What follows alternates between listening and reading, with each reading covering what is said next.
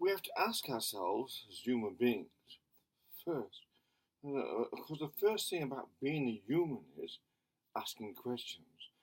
That is the difference between a human being and all other beings, or other animals, if you like. Those humans that do not ask questions have given away some of their humanity. Those humans are just obedient to political correctness, are basically have become dehumanized by the simple act of them not actually getting into the habit, an addiction of asking questions. Because if you ask questions, you ask one question, it leads to another question. It's not the answer you get. You ask a question and it leads to an answer, but that gives you more questions, and that is a quantifying thing, and it accumulates through your life, so you can resolve many issues yourself by simply asking a question like, why now are homosexual men, why is it okay for them to be heterophobic or suffer from heterophobia, that is a phobia about having sex with women, yet men, normal men, biologically inclined men who like sex with women are attacked and have a phobia. A man who has a phobia about having sex with a man is attacked as if he's repressing those men who don't want sex with women. And it's not nothing to do with it, anything. No man who's heterosexual is suppressing any man who wants to have sex with another man. That's their business, obviously. But apparently, homosexual men think they're superior to the other men and can dominate and make them obey their commands about having to respect their heterophobia, when the same people, homosexual, do not respect homophobia.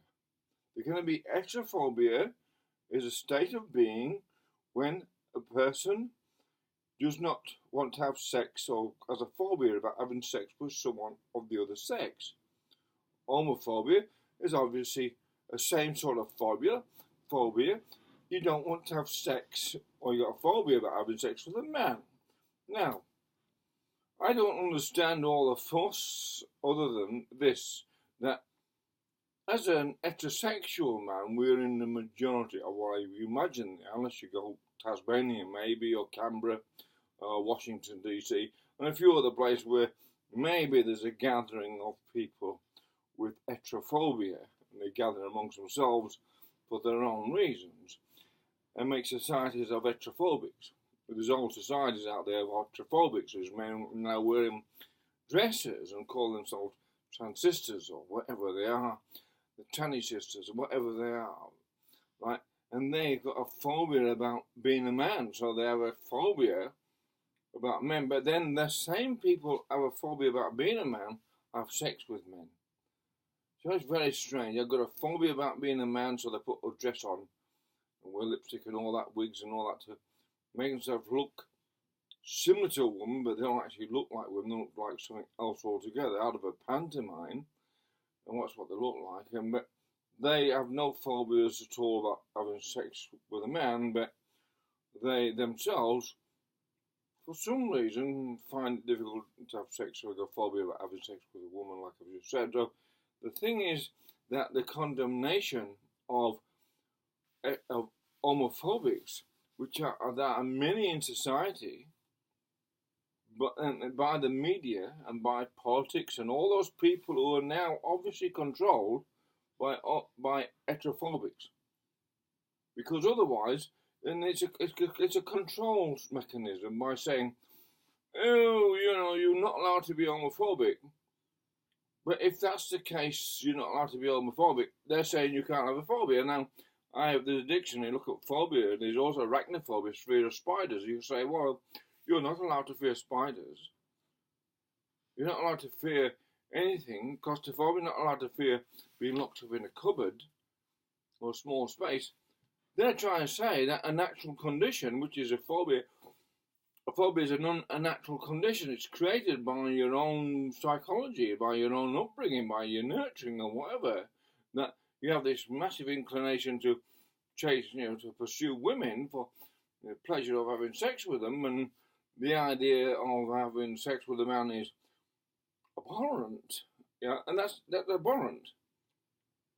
It's abhorrence, if you like. It's not just a phobia, and there's an actual abhorrence about it. And I think the one problem is that all those homosexual men, and I think there's all the difference between homosexual men and gay men. Gay men, when anyone calls themselves gay, does not quite accept the fact that they're homosexual. And any man who truly is an homosexual by his nature calls themselves an homosexual and don't care. Only seems to be the people call themselves gay have a real problem with people who have a problem with dealing with that, because if something's normal, there's a natural reaction to humans to thinking that's what abnormal, and men getting manly dresses causes a natural reaction to other blokes going, hang on, that's a bit weird. It's not the other bloke's fault, the normal person's fault, that a bloke's decide to put women's clothes on, with lipstick and all that. That just looks like something out of a theatre. It isn't real. It's hard to accept or even define what that is.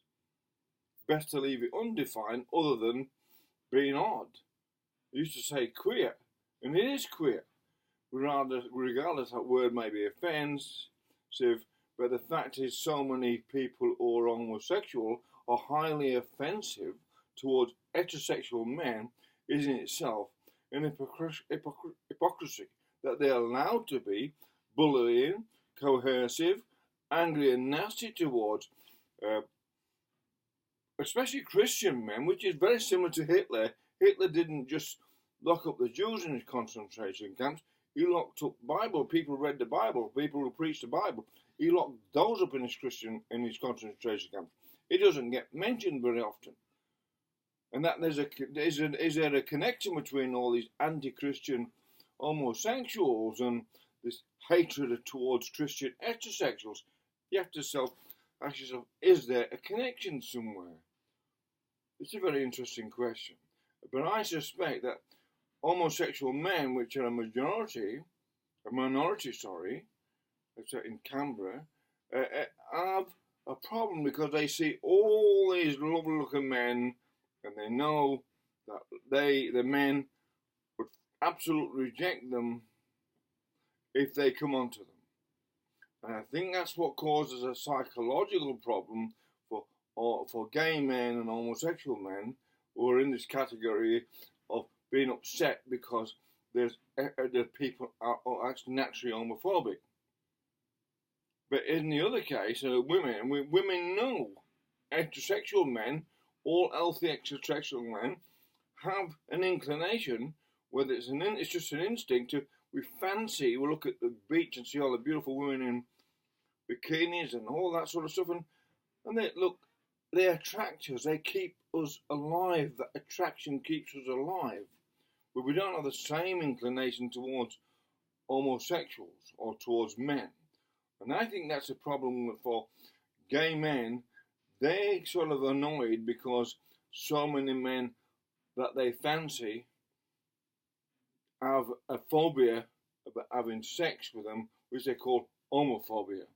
That they've got a heterophobia, homosexual men and gay men have heterophobia, is something that cannot be mentioned for some reason. Well, I mention it because in life, the most important thing is freedom of speech, but that's based in asking questions. If you can't ask questions of someone, you might as well say seek aisle and look, it's the Gestapo overseeing things, or Stalinism or something like that. It's no longer a Christian democracy when you can't ask questions, because you ask questions in a Christian democracy and it means, well, the person listening has a forgiving nature, and that forgiving nature allows them to then take the question on board intellectually and say, okay, we'll engage into this intellectually and make the question become the objective, not the individual. Whereas political correctness attacks the individual personally, because they do not want ever to get involved in the intellectual and impartial and objective. Because that way, someone who understands things to a greater degree than the politically correct people do can actually easily dissolve and resolve any sort of argument into the impartial. It's neither for or against, because knowledge is neither for or against anyone.